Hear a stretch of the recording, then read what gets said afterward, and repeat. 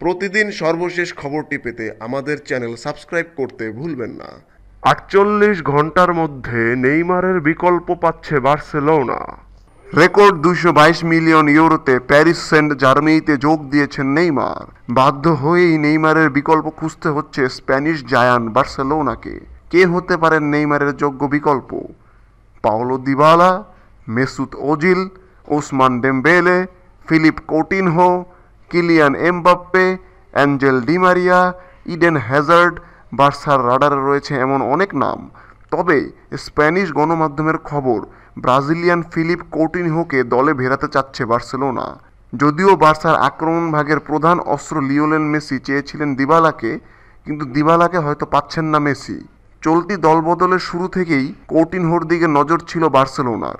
Neymar পিএসজিতে চলে যাওয়ায় তাকে দলে টানার কার্যক্রমটা দ্রুত শুরু করে দিয়েছে বার্সেলোনা। বেশ কয়েকটি স্প্যানিশ সংবাদ মাধ্যমের দাবি, ব্রাজিলিয়ান তারকা কৌটিনহো শিগগিরই যোগ দিবেন বার্সা শিবিরে।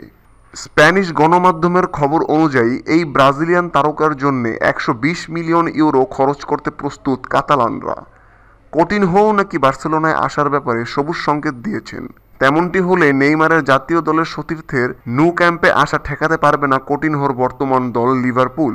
স্প্যানিশ গণমাধ্যমের খবর অনুযায়ী কৌটিনহোর ব্যাপারে কঠোর অবস্থান থেকে সরে এসেছে লিভারপুল।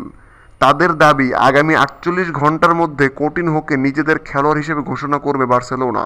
এছাড়া সংবাদ মাধ্যম বলছে, আগামী দুদিনের মাঝে না হলেও এই সপ্তাহেই তার সঙ্গে চুক্তিতে যাবে বার্সেলোনা। প্রতিদিন সর্বশেষ খবরটি পেতে আমাদের চ্যানেল সাবস্ক্রাইব করতে ভুলবেন না। ধন্যবাদ।